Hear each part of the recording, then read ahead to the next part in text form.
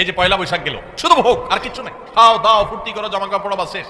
ঈদ আপনাকে বলেছে ভোগ করো, কিন্তু তার আগে ত্যাগ করো। ফিতরা দিয়ে গরিবের মুখে হাসি ফুটাও, এরপর তুমি হাসো।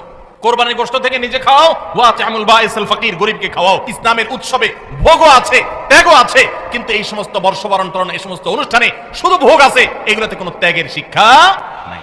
গোটা সমাজ আজ উচ্ছন্নে চলে যাচ্ছে, গোটা সমাজ আজ নষ্টের দ্বার প্রান্তে চলে যাচ্ছে। এর অন্যতম প্রধান কারণ হলো আমরা একটা ভোগবাদী পৃথিবীতে আছি।